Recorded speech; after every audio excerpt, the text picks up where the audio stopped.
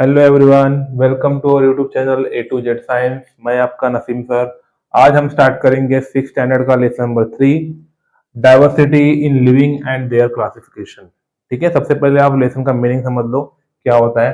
Diversity diversity in living and there classification. अब diversity का मतलब क्या होता है, किस तरह से विविधताएं होती है, वैरायटी होती है। ठीक है, अलग अलग प्लांट्स होते हैं, अलग अलग एनिमल्स होते हैं। ठीक है, तो उसको हमको क्या करना है, डाइवर्सिफाई करना है। ठीक है, लिविंग एंड देयर क्लासिफिकेशन। अब क्लासिफिकेशन को हम क्या बोलेंगे, गुणधर्म। उसको उसकी कैटेगरी के हिसाब से हम क्या करेंगे, उसको किंगडम के हिसाब से उसको हम क्या करेंगे, अलग अलग करेंगे। ठीक है, अभी हमारे अर्थ पे अनकाउंटेबल स्पेसीज है, तो अभी सबका नाम अगर हम जानने जाएंगे तो हमारे पूरा जीवन खत्म हो जाएगा, तो हमको नाम नहीं मालूम पड़ेगा। ठीक है, तो उसको बड़ी आसान भाषा में क्या किया गया है, डाइवर्सिफाई किया गया है और क्लासिफाई किया गया है। बहुत ही आसान है, बहुत सारे साइंटिस्ट आए, उन्होंने अपनी अपनी थ्योरी रखी, थ्योरी रखने के बाद उन्होंने ये सारी चीजें की है। ठीक है, तो हम लेसन में स्टेप बाय स्टेप जाएंगे।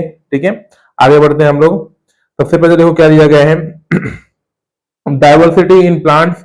Various types of plant are found in the many places around us. Some plants like the grass are short, while other are the tall and have the canopy. Some plants grow in the underwater, while some other in the float on water. We find that some plants in the grow even the desert. Moreover, we find that there are a lot of the variety in the same types of the plant. For example, there are the different varieties, rice, wheat, different type of the roses, mangoes of different flavors. Some plant grow even the without stem, leaf or root.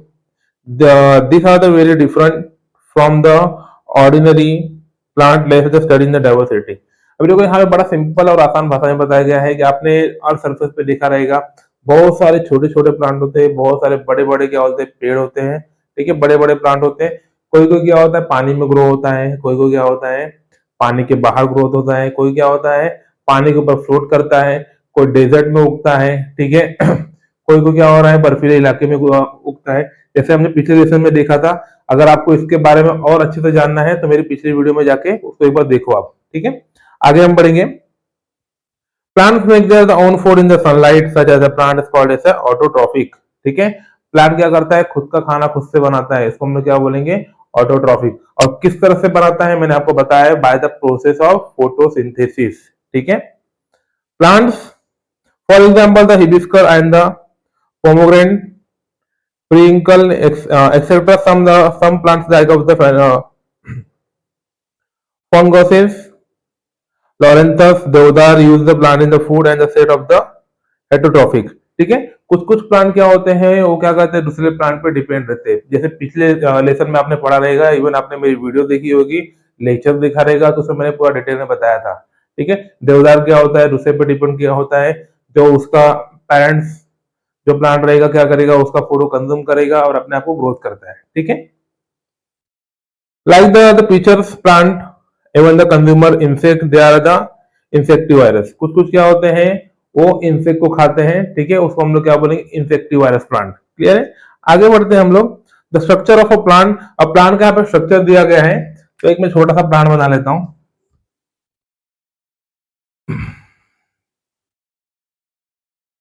उससे कुछ कुछ कुछ कुछ part दिए गए हैं। ठीक है, सबसे पहले हम क्या बना लेंगे, उसकी ये।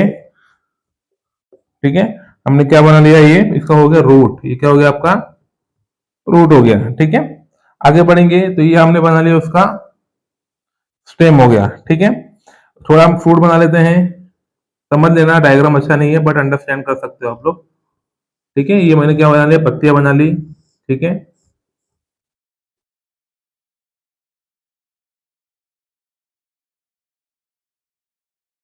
कुछ मैं फ्लावर बना लेता हूँ। बच्चों हंसना नहीं, डायग्राम अच्छी नहीं है। ठीक है, सबका लेबलिंग कर दो। ये क्या हो गया, लीफ हो गया।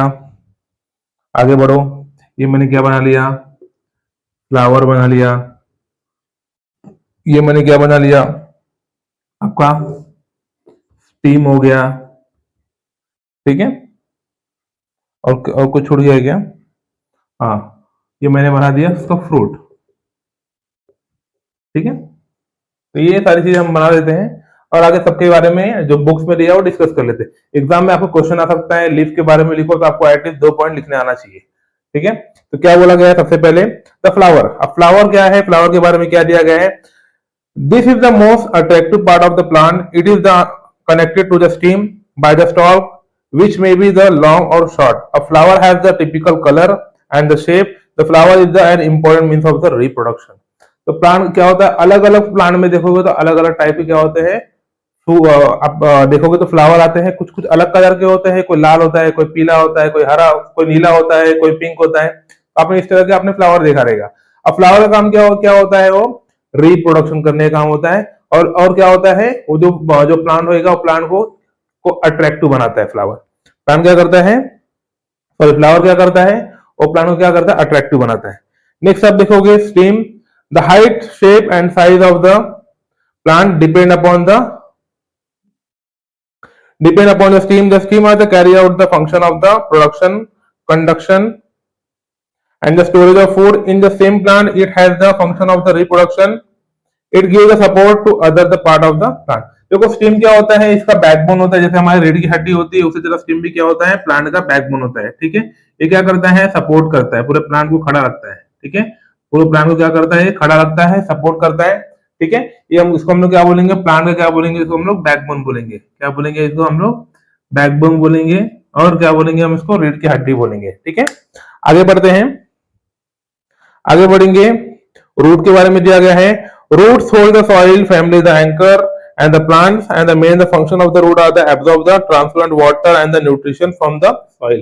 तो रूट क्या करता है, जमीन के अंदर सारा न्यूट्रिशन लेता है, फिर वाटर लेता है, वाटर क्या करेगा, प्लांट की बॉडी को पहुंचाता है और उसको क्या करेगा, वो स्टोर करता है, उसको जिंदा रखता है। ठीक है, और उसको पूरे प्लांट बॉडी को क्या करता है, वो होल्ड करके रखता है। ठीक है, आगे बढ़ेंगे। आगे क्या बोला गया है, the fruit have the different shape, fruit are the contain the one of the more seeds, the pods have the beans of the pears are the actually fruit. Fruit क्या करता है, क्या बोला गया, फ्रूट का अलग अलग शेप होता है। ठीक है, उसमें क्या होता है, बहुत सारे सीड्स होते हैं, फिर वही सीड्स को हम लोग उगा के वापस से प्लांट को हम लोग वापस से पैदा कर सकते हैं।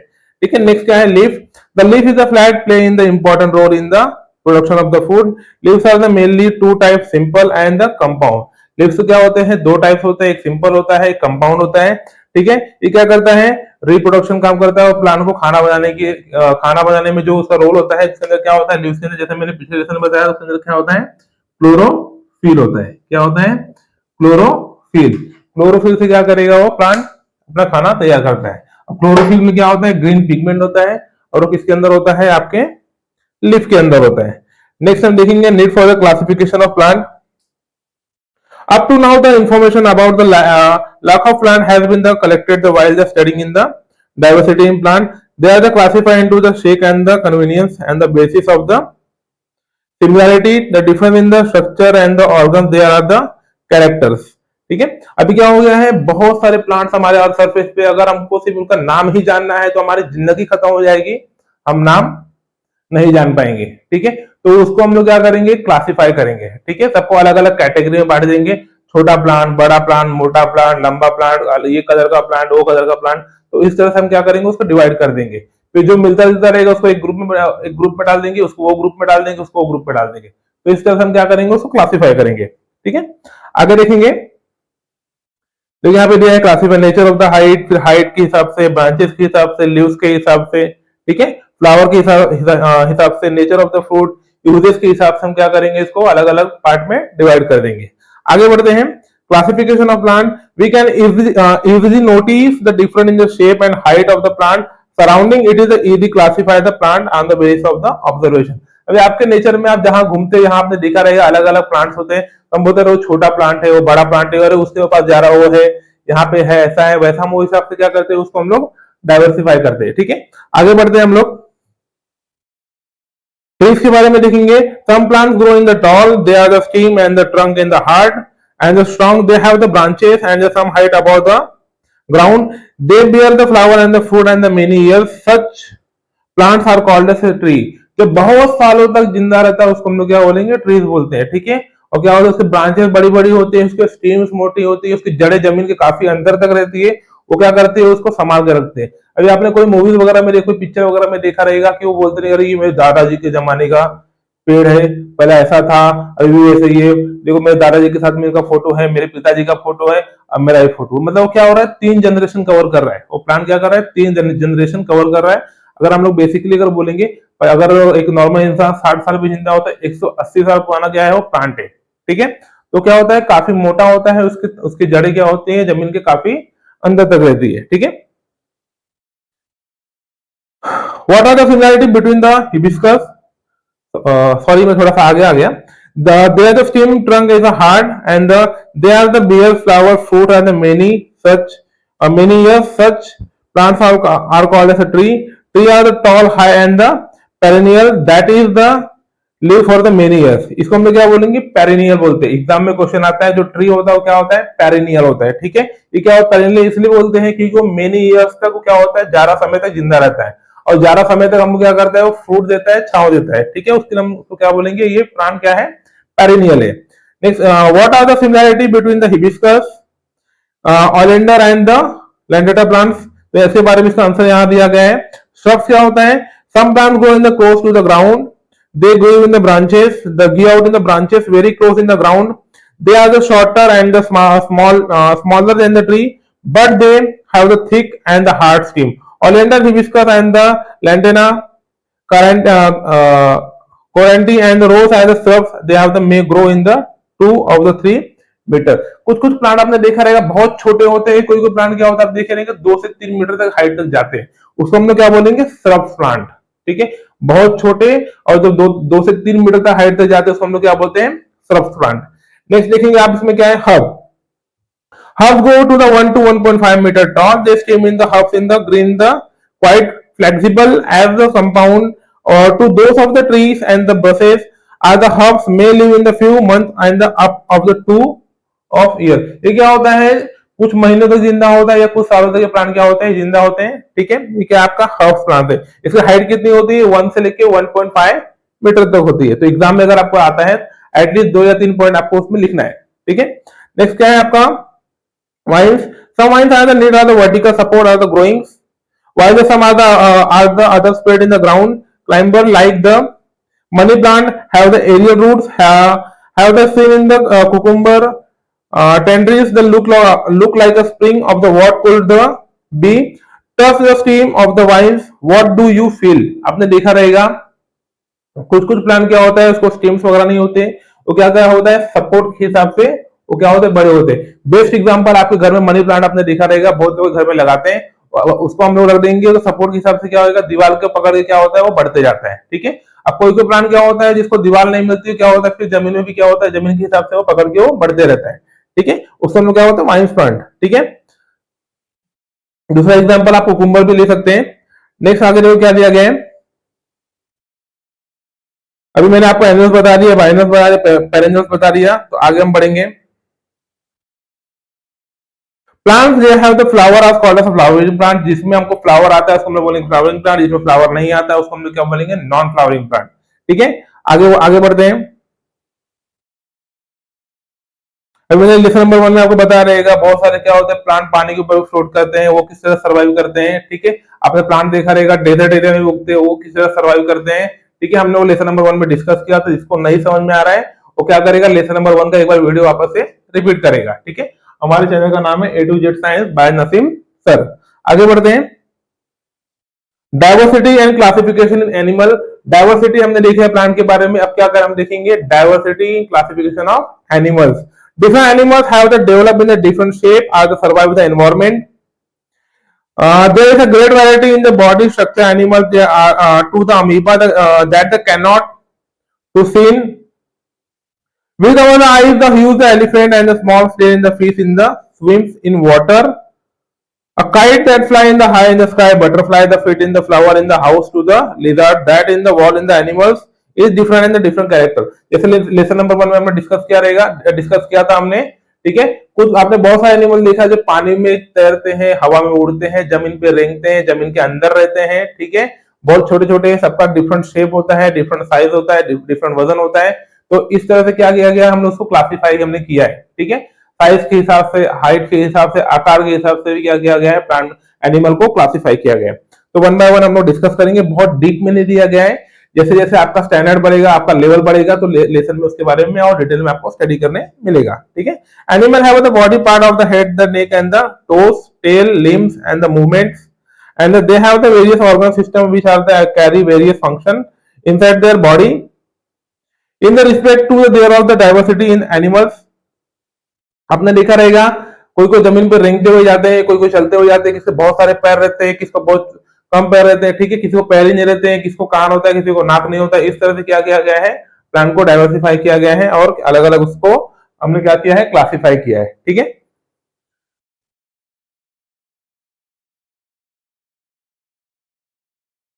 What are the difference in the body structure of the animal, like of the snake, lizard, the tigers, the fish, and the eagles have the crab in the housefly and earthworm, crocodile, and the grasshopper.